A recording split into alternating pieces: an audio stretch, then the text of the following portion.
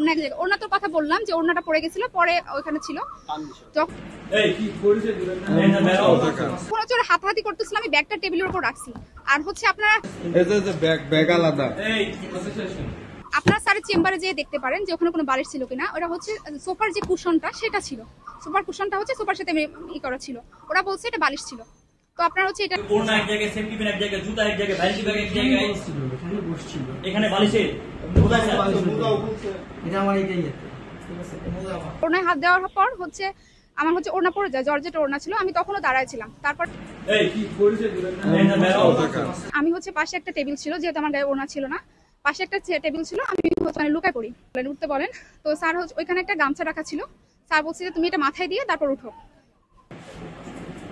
কি গামছা দেওয়ার কি আছে ভাই? মেয়ে মানুষকে তোমাকে টাইম দেওয়া, তাহলে তুমি আসো, বিকালের দিকে আসো। আর হচ্ছে যে তোমার একটা দরজায় নক করে, ফার্স্টে তার দরজা নক করার পর আমরা ফার্স্টে টের পাই নাই, এর কিছুক্ষণের মধ্যে ওরা ঢুকে যায়।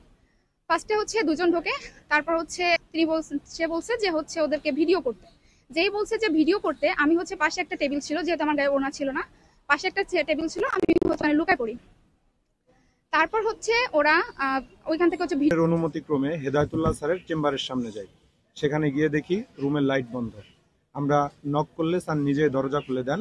তখন আমরা রুমে প্রবেশ করি এবং স্যারের সঙ্গে কথা বলার এক পর্যায়ে টেবিলের নিচে ওই নারী শিক্ষার্থীকে লুকিয়ে থাকতে দেখি। পরে স্যার নিজেই ওই ছাত্রীকে টেবিলের নিচ থেকে বের করে আনেন। এ সময় ওই ছাত্রী অনুরোধ করে বলেন,